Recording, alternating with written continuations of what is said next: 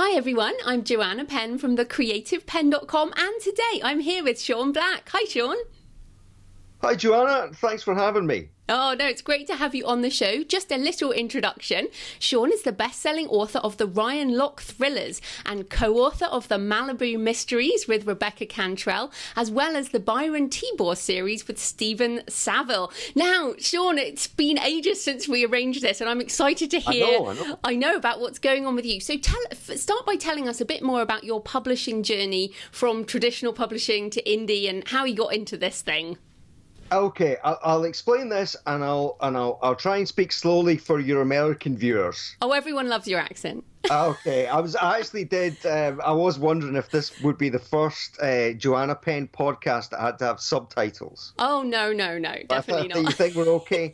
Okay, so I started back in sold the first book to a traditional publisher in 2008, and I had the dream start, like the fantasy start, because I sold that book Lockdown at auction for kind of mid six figures. Nice. So it was quite a strange. It was a particularly strange experience because I was really broke at the time. I'd been writing television, and I kind of quit writing TV to concentrate on writing the book because, like a lot of people, especially if you've got a day job, I know how it's difficult just to have, it's not even necessarily the time, it's just having the space in your head, especially when it's your first one, when you haven't done it before. So by the time that book went out, by the time I'd kind of finished it, and it was one of those books that I kind of threw it's completely over the top book, because I thought, I'm not writing another one. like this is it, or it's going to take me a few years to recover. So I kind of threw everything on the kitchen sink into that book, and got an agent, and actually had an offer from a couple of agents, and was going to go with one, and then was talked out of it by the agent that sold it, who was a guy called Luigi Bonomi in London. And I remember he kind of kept me on the phone until I promised not to sign with anyone else. So he was very persuasive, and he was so persuasive I thought, well, he's got to be the guy to sell it. So the way Luigi works was a kind of classic auction situation. He has a table at the Ivy in London, which is this kind of very posh celeb restaurant club in London. So he took editors out, and he just sold Matt Hilton's first book for, I think Matt sold for £800,000 sterling, 5-book Oh, deal. The good old days of publishing. And the good old days. Remember those? So he kind of, buttered everyone up and, kind of got everyone excited. And then the book went out to maybe, I think, 6 or 7 publishers all on the same day. And I thought I'd tell the story because before I sold, I loved hearing these stories. It's a bit like people winning the lottery, which it kind of is. So the first thing we got asked, I remember it went out on a Tuesday, and the first email I got on a Thursday, just for people who think publishing is about books. The first email was, have you got a picture of them? I'm not a big picture guy, right? I don't like having my photograph taken. So I kind of managed to get a picture. And then I realised actually years later what I should have done was gotten a picture of Gerard Butler or someone. Yeah. And I think I probably would have gotten more money. Figures. Just to interrupt you there, it's really interesting you say that because that's still happening. There are authors who, and it's terrible to say, but there's so much more promotion around them because they are camera ready, or they're a certain age, or they're a certain level of attractiveness, and you're just absolutely. Wow, some big deals for an attractive photo. So it's really interesting you say that's still going on. I actually think that perhaps next time I send a book out, which I haven't done in years, but we send a book out wide to publishers, I might actually hire a male model. A fake and one. Then, rather than having ghostwriters who do the book for you, I'm going to have someone, he can just go out and do it. A ghost actor. Someone that can, construct a sentence. And they can go out and do all the press. But yeah, and that certainly comes into it. So the book went out, and then we This is quite weird. I flew to London to meet with publishers. I got the first offer. I was out of the first meeting, I think, which was with a publisher called Headline. I came out of that meeting and got a phone call, and I think the first offer was kind of 120,000 for 3. Which is and a lot of people think was good. This doesn't make me look good, but I remember being absolutely gutted. I was just like, oh my God. Because I guess, again, because of Matt's deal, I'd kind of built it up in my head. And then we had I think we had 4 publishers in. And then it was the classic great thing for an agent, so he's kind of phoning them, well, so-and-so's bid this and da-da-da. So we ended at, I'll do the very un-British thing of giving you figures. I was, my mother would have a fit if she knows I'm telling people, discussing money. But I think we ended up at 350,000 sterling for 3 books but world rights. World rights in English. Actually, no, world rights, pretty much everything. And so that was just a kind of amazing experience. I got taken out to breakfast at the Wolseley, which is another kind of celeb place, and so I pretty much had 5 minutes of being the most popular kid in school. Oh, right? Wow. It's the dream. It's what every author dreams of. It's absolutely amazing. But I always remember Zoe Sharp said early on, I read in an interview, fantastic writer, said when she got her first deal, she thought she'd won the lottery, but she'd won a lottery ticket. And look, it's a lot of money. It's absolutely fantastic. It takes the pressure off, but then you have to have the sales to back it up. And we did, and also there's extra expectations on performance of the book to earn out. So the first book did really well, and then the second book came out, that did really well. Everyone was flying along, and then 2 things happened at once. My editor, who is a fantastic woman called Selena Walker, who's now at Penguin Random House, but was then at Transworld. So she decided, or she was being moved. I think Random House UK were not doing that well at that time, and they needed someone really dynamic like Selena to kind of come over. So I lost my editor. And that is, doesn't have to be, but very often is the kiss of death, because they're the person that's really advocating for you in the publishing house and pushing you. And the other thing you're running into is, well, they were publishing me. They're also publishing Lee Child and Julie Cooper and Dan Brown. So you're up against some heavyweight competition. People have absolutely earned their place, and but they're going to get the attention. So she moved, and then I had to negotiate a new deal. And so this was about 2011. I think Sony had released their e-reader. I do remember buying it. I have to say I never used it. So what does that tell you? I spent about £200 or €200 in Dublin Airport. I bought it and ended up, it was just too clunky. And then the Kindle was coming out. So what I did was, and I was reading Joe Conrad's blog, that horrible, horrible Joe that, told the truth that everyone hated. A terrible guy.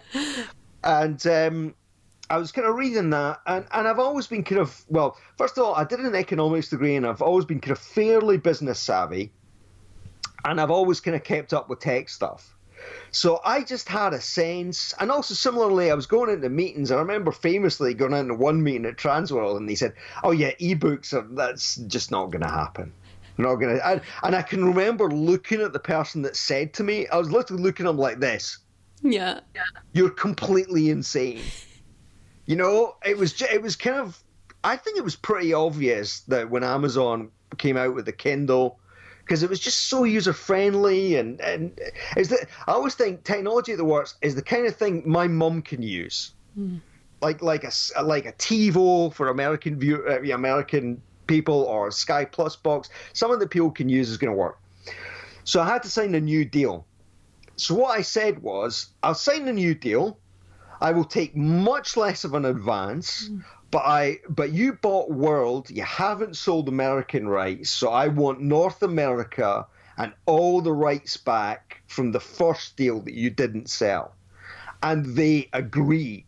Wow, that wouldn't happen anymore. Yeah, no chance, right? So I can remember coming off the phone and literally like doing a jig around the kitchen, because I knew, or I had an inkling of what that was going to be worth to me. And I had a feeling it was going to be worth pretty much what the original deal was in the long term. So that was the story of living the trad dream and then moving to indie. And I have to say there has not been a single day, even though I would do a trad deal again if the right deal came along, the right publisher, the right editor. I've got like, I don't see it as sides in a war at all. So I absolutely would, but I'm just happier. I'm just happier. And why do you think you're happier? I think it's because I'm a control freak. People that tend to do well in indie, kind of, they like to have, now having said that, I mean, I got treated, incredibly well. I got cover approval. I used to write the copy for the books. I couldn't, Selena Walker, an amazing editor, couldn't have been nicer to me.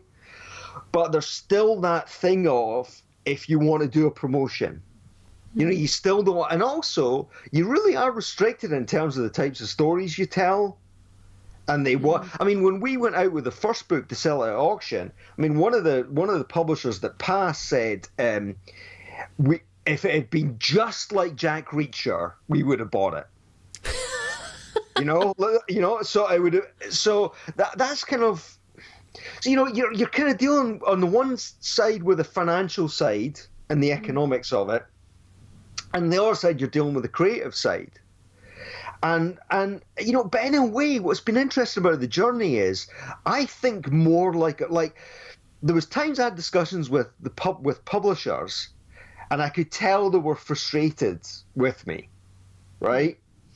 And now I get why they were frustrated with me when I said something, because I see it from the other side. I see it from a publisher's side as well. I totally agree with you. And I think this is really interesting because when indie kind of started really taking off back in 2011, people were just throwing stuff up and being quite unprofessional about things. But now the indie market is pretty mature, and many of us have these small publishing houses where we're putting out professional level books, pricing higher, doing audio, doing, special print editions.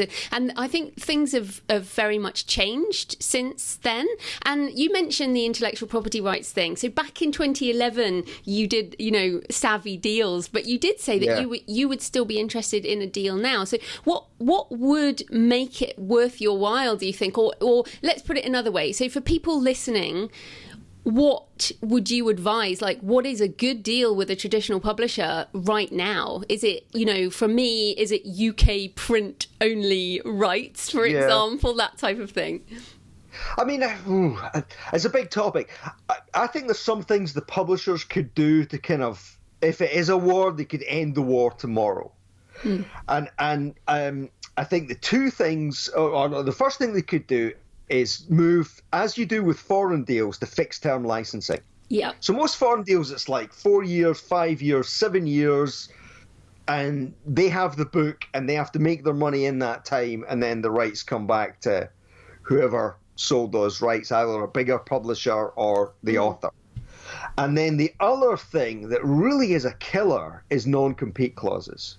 Yeah, just explain that for anyone who doesn't get it. Okay, so non-compete clauses basically, they can be quite loose or quite restrictive, but so they say you can't publish another book within a certain time period. You can't publish another book using those characters. There's all sorts of ways to, but basically what it does is it means that you can't just go out and do what you want to do. You have to run it past them.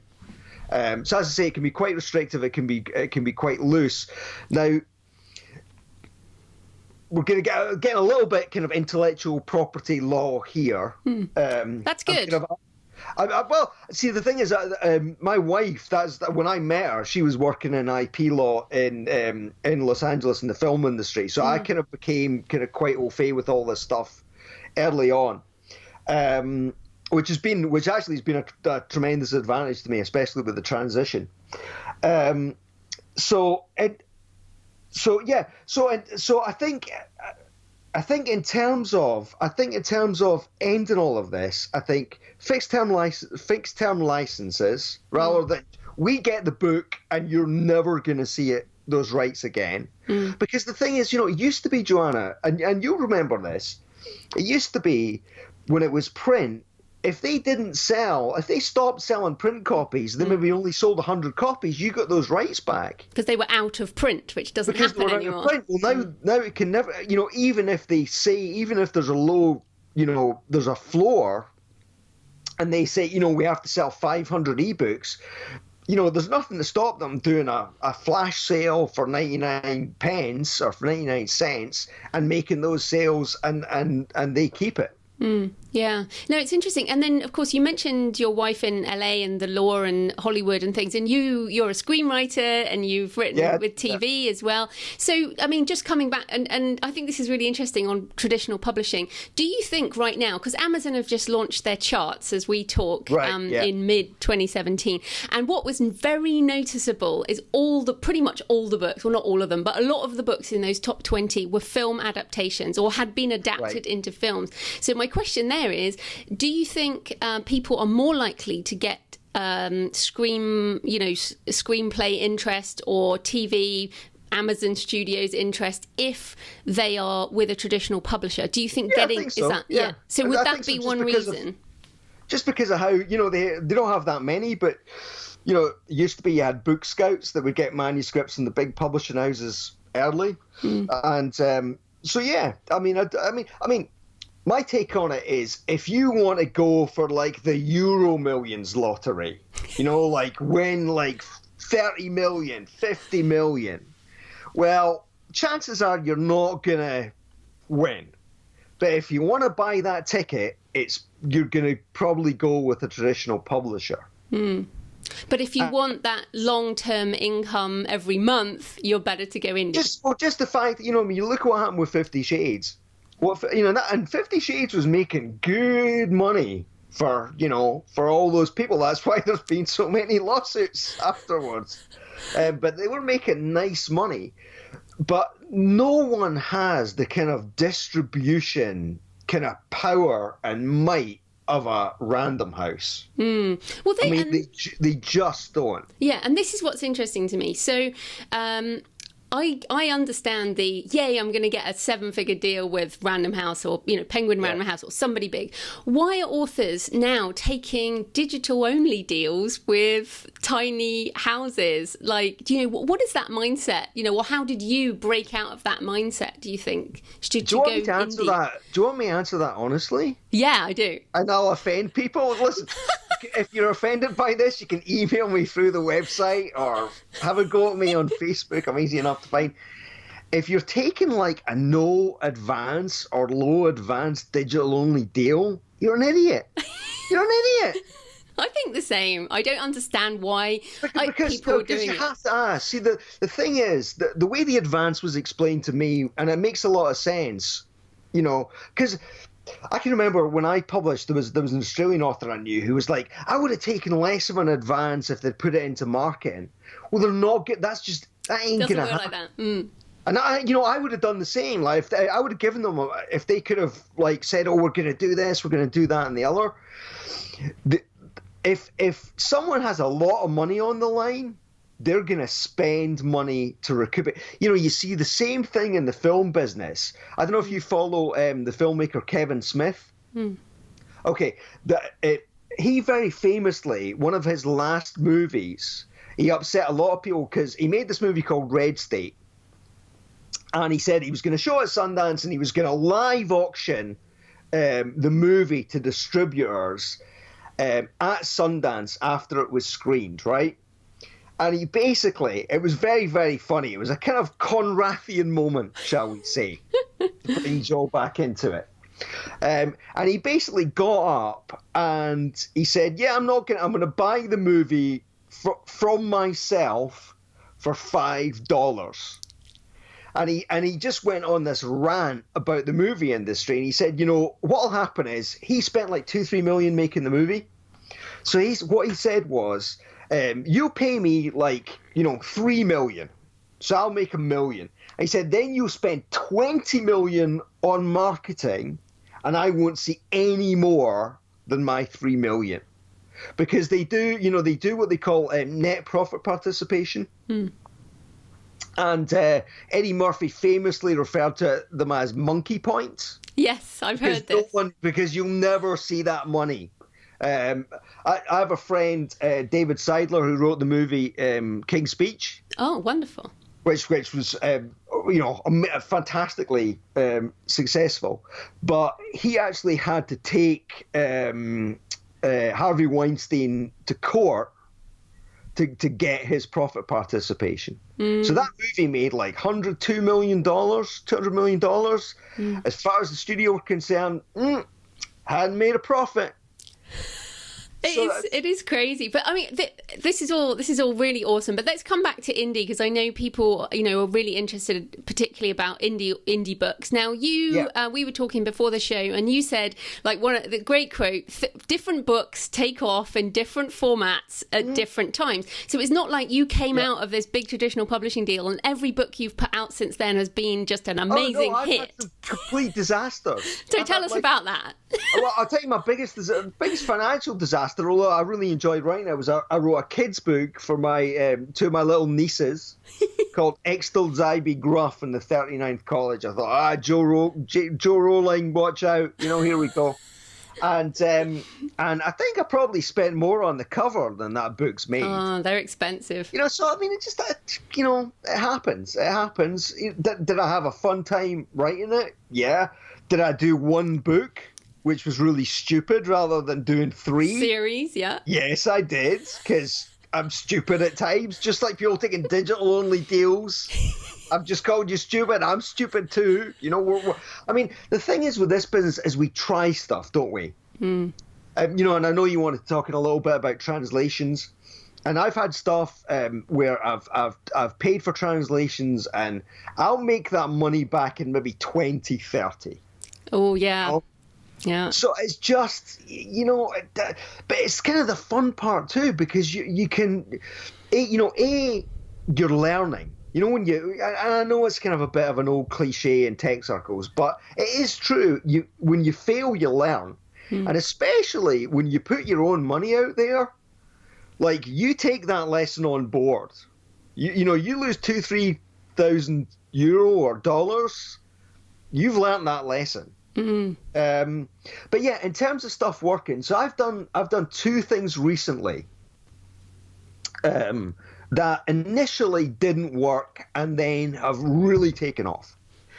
So the first one was I wrote a biography, very short biography, maybe 20,000 words and I sense you're going to be an expert on this, on the mixed martial arts fighter, UFC fighter, Conor McGregor. He's like the biggest star in Ireland, one of the biggest sporting stars among a certain demographic in the world. So that happened because I have an office in Dublin, I was getting the train in, and literally every young man and teenage boy under the age of 30, it was the only topic of conversation. So I kind of got interested in it myself. I looked on Amazon, people had written biographies, but people do these Wikipedia scrape biographies, and it was really embarrassing. And so I thought, well, I'll write something about them, And I wrote that, and I put it out in ebook, tumbleweed, right? Nothing. I didn't really do it to make money. I did it because, you always have the hope that someone's going to take off. And then I had a publisher in London say, we'd really like the print rights. And I said, well, okay, it's 20,000 words. So it will be tiny if people don't know. Yeah. That's really tiny. So, so maybe like 90 pages. So they said, well, okay, we don't want the print rights. Would you like to write a full-length biography? So we went back and forth. And again, this is, where publishers, speed to market can be frustrating. And they finally made the deal. And the deal they offered me was so bad, I told my agent not to counter. I said, just don't reply. It's ridiculous. But what I did, they did me a huge favor. So I did a little Create Space edition. And I just went nuts over Christmas.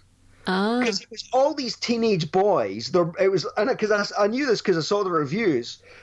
Where they said, little Aiden loves Conor McGregor. I didn't know what to buy him for Christmas. I saw this. I hope he likes it. So I made like 5,000, 6,000, 7,000 euro in the space of a couple of months. Wow, that's amazing. Right. That's really good. But that was like ebooks tumbleweed. So the second example, I do a series with the wonderful. I have to. Her official name is New York Times bestseller Rebecca Cantrell. Indeed, a regular on the show. Contractually obligated to call her that in that order. So I did a series of books called the Malibu Mysteries, Sofia Salgado books. The first one was called A is for Asshat, which is now called A is for Actress. Oh, really? Did you get complaints?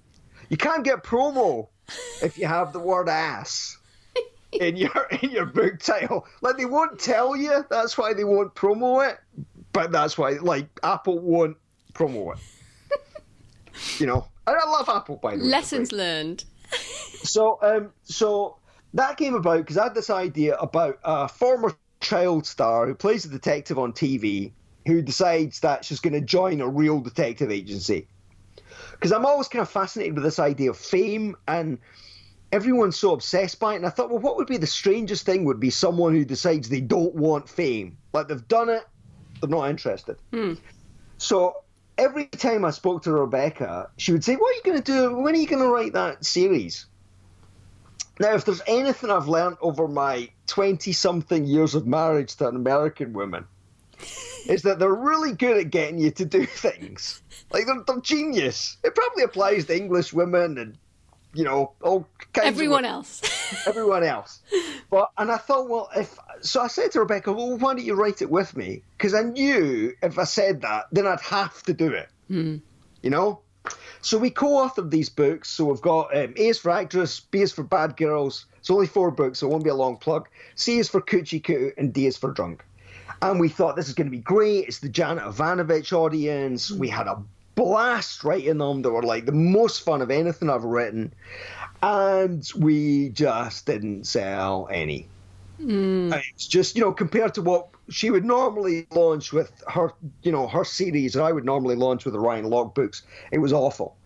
And so we thought, well, okay, but we still kept on every couple of months. Like, well, we don't get it. Like, why aren't these books selling? Like, we kind of felt there was an audience. So we were very lucky. We landed a BookBub. We put them in Kindle Unlimited, so Kindle Select, so they're only available there at the moment. We did a free BookBub on the first one, and sales, it was just like they just took off. And so we're now scrambling to write the next 2 books in the series. But that's the thing about intellectual property and having all these. First of all, a book that might not work in ebook, but will work in print. Also, actually, with the Malibu books, where they were selling like crazy, even when we couldn't give away ebooks or print books, was the audio. We had this amazing, fantastic narrator who, by the way, completely lied about, or slightly misled us about our age. She said, I know she'll watch this, it'll be fine, she'll laugh. Because the main character's in her early 20s, and she sent us this picture that's not her, but her audition is so brilliant. It's coming back to the photo again. Yeah, don't judge me. Covers and pictures, isn't it? All these weird expectations we have and ageism. So something might not sell in one format, but it'll sell in another format, or maybe the time's just not right. So you just don't know. You can have stuff sitting on your KDP dashboard, not moving, and then you write another book in that series. Yeah, and I think, well, obviously the multiple books in a series is so important. I think if it's not working, do something else. So, like, you know, pulling it and going in KDP Select, getting a book bub, putting some ads on it, like that's really good. And the time isn't right. Now, coming back to translations, this is what I feel about translations. Right. I feel that the market for digital, for ebooks, which is where indies can make money, is not mature in any other language right now. It's only like in French, I think it's 0.1% of French books are sold digitally or something like that. Like, don't quote me, but you know, tiny French market. A German market is probably the biggest one after English, big, but still, you know, still there's a lot more print sales in Germany than ebooks. So do you think, like, and I've, just so everyone knows, I pulled my translations, paid off my translators, and now have, I read that. Now, I was like, yeah, it was painful, but also important. I had done joint venture deals with them. So, you know, they had expected to make money. Neither of us were. The translators weren't really able to market, and that's the biggest issue, is marketing in these other languages. Yeah. So, and even things like there's no bookbub in German and no bookbub in French. So, do you think with translations, like you say, you're out of pocket, but do you think in 5 years' time, for example, you're going to see those books start to sell? I'm making money now in one market. Which is Italy. Interesting. Because that's tiny. I'm slightly scattergun, so I probably would be a rotten publisher. I'd probably be, you know, if I had some company's money rather than my own money, and someone saying, "Honey, where's the mortgage payment?" You know, I spent it on translation. I'd probably be out of business pretty quickly, because I just like to try stuff. So I have about 4 or 5 books in Italian via BabelCube, which I know not everyone's a fan. I actually think that contract is a fantastic deal for authors. Really? I'll tell you why. Because after 5 years, the author owns the translation in that contract. Wow. And it's shared risk. So I've done a bunch of translations of varying quality. The Italian ones, I have to say, are excellent. I know they're excellent because they sell, right? Yeah. And it was just one of those things where I could have had them on BabelCube. You know, I used the same cover, so I just got my cover designer, I've changed the title. And I started getting royalty statements from BabelCube, and I was like, oh, this is quite interesting now. You have my attention. And these are fiction. Sorry, these are fiction. Yeah, these are the Ryan Locke series. Wow. So the main series in Italian. And I think this month's, again, being crude and talking about money, sorry, Mom, this month's royalties is about €700. Wow, that for how many books? I'm like, I quite like, you know, the Dean W. Smith thing about the Magic Cake Shop. Wesley Smith, yeah. Wesley Smith, yeah. So his whole thing is a book is a cake, right? And so you sell the cake, but especially with ebooks and digital, the cake, you don't have to bake another cake. So I look at it as like a kind of multi-channel, international cake shop. So you bake one cake, but you have really about potentially maybe 400 or 500, you know, different variations of that cake, because, you know, you have print, ebook, you have audio. I think my Conor McGregor book proved that if you have something that works, and I know people like Hugh Howey, he made a bunch of money on print. Oh, he sold and he licensed his print only to big publishers. No, but I think he actually said that he was looking forward to getting those print rights back, because he was making the same money himself, as I recall. You know, someone will correct me if I'm wrong. So you have those channels, and then if you look at it by country, you have all those channels replicated in all those territories. Now, you are absolutely correct. In terms of reach and distribution, we're nowhere near, especially with ebooks. I think partly because I think countries like France, I think partly it's literary culture. I would imagine there's also governmental and state and lobbying by publishers. That stuff doesn't work as well in the States. The States much more for good or ill. And as far as I'm concerned, a lot of time it's for good. It's rampant capitalism, isn't it? Yeah. Which is if great you're for on us. the right side of that equation, is no bad thing. Yeah, no, I think that's a really good point, and I'm really interested in what's happened with Babel Cube. I have heard some really bad stories, so let's just warn everyone: buyer beware. Quality may vary. I would say read the contract, really check your translator. Find, even if you have to pay someone to check the translation, then do that.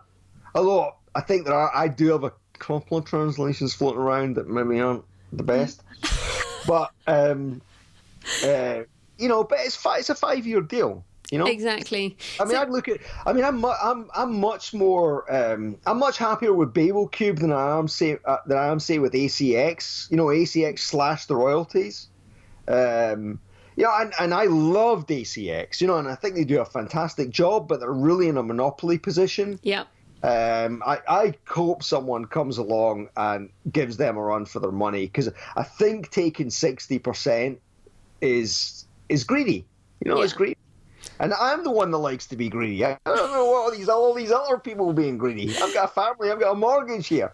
But yeah, so Babel Cube, I would say look at the people that have said negative things about them.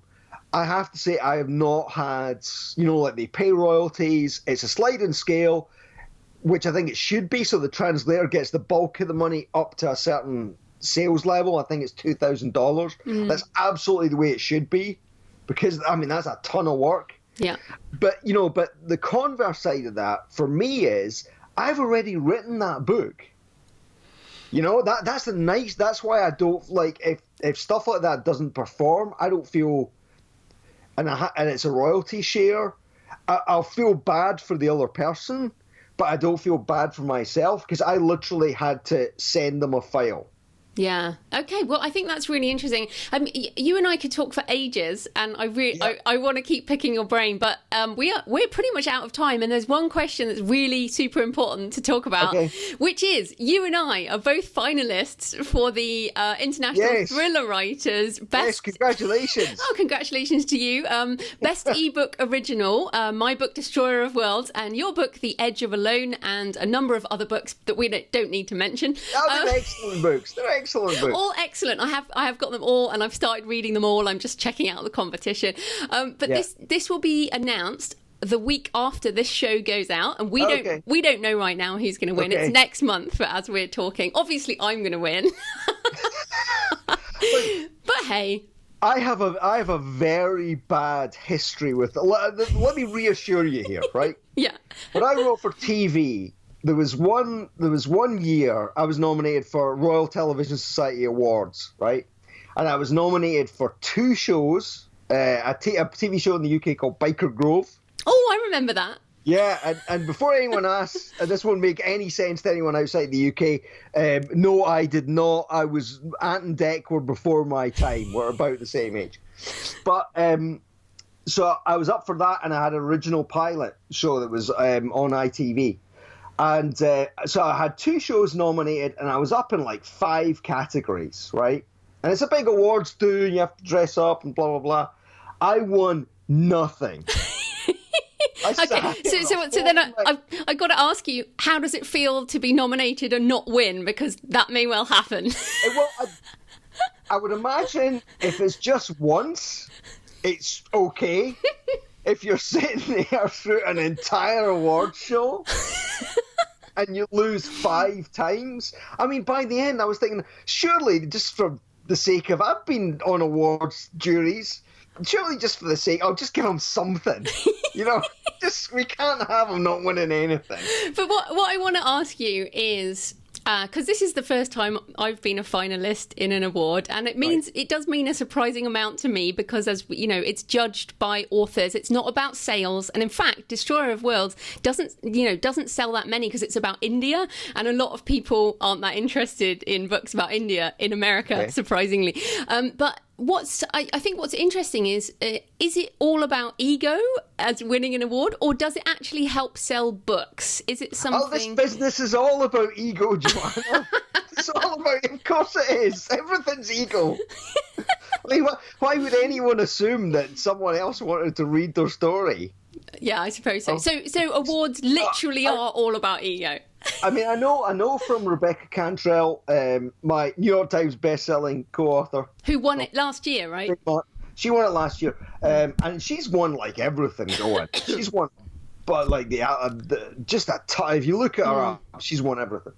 And I think she said to me it didn't make that much of an impact sales-wise. Do you think that, sort of coming full circle back to traditional publishing, because I am actually going to be pitching some screenplays and things at Thriller Fest, do you think that it does make the industry more interested?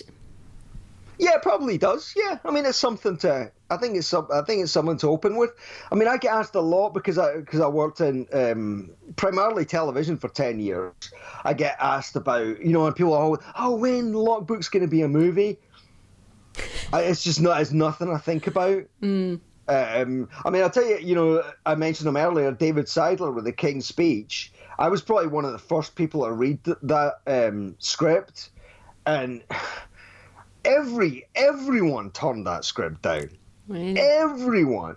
The way he got that movie made was they had one of the actors commit, and then he had Tom Hooper, who became the director. His mother happened to be at a reading of it in London and phoned him. So pure luck. That was the reason that movie got made. So I don't get too excited. I think I do what's really nice about the ITW just being nominated, and I can actually say this now and actually mean it and be sincere. Is being nominated by your peers is really nice. I mean, it really is. It's touching, And I know people mostly say that, and what they mean is, but I'd better win. But I mean, I genuinely, because those are our contemporaries. Yeah. And also, The Edge of Alone was a bit of a disaster release for me because I think the wrong file went out on Kindle the first time it went out, and so there was typos. I got battered in the reviews, and it was until I got that nomination at that. You have favorite children. I only have one. And I don't have any. That's fine, so that's easy. But, but people have favourite children. That was not my... It was weird because it was a book I loved. I felt was good. The Lock readers did not like that book. Just didn't like it. It'll be interesting. So, I hope that I win or you win. How's that? I can hope you win too. I can hope you've talked me into hoping you win now. Oh, excellent! But it is interesting because it does mean more because it's nominated by authors. Like we're finalists because authors read our books. So they know. They know how difficult it is, because that's the other thing is, for all the 6-figure deals and blah blah blah and stuff that works and stuff that doesn't work. I mean, you're at your desk on your own thinking, I'm going to be found out now. Yeah. I mean, I don't write books where I'm thinking, this is what a guy, this is amazing. No, we all suffer that self-doubt. Yeah. But we're going to have to go. Okay. I definitely could talk to you all day. We'll have to have a return match. Yes, we'll do. That'd be awesome. A rematch. It could be interesting. Maybe someone else should win. No, maybe someone else should win. James Scott Bell is also nominated. He's been on the show as well. And he's a cracking writer. We love Jim. I mean, they're all great. They're all terrific writers and terrific books. But I guess so. We'll if you win or I win, this could be a little bit tense. I doubt it. Right. So, tell us where people can find you and your books online. Okay, so there's the Ryan Locke series. That's available all the usual places. Amazon, Barnes & Noble, Google, Kobo, all those good places. You could buy print, you can get the audio, the Byron Tibor series, 2 books in that. One of those was also ITW nominated. See, I've lost once already, so I'm battle hardened. And that's available same places. Malibu Mystery series, starting with A is for Actress with Rebecca Cantrell. That's available online. And then there's my website, which is seanblackauthor.com. And you can also have a go at me on Facebook if you've signed a digital-only deal and object to what I said. Fantastic. Well, thanks so much for your time, Sean. That was Thank great. you for having me. It's been a pleasure and a privilege.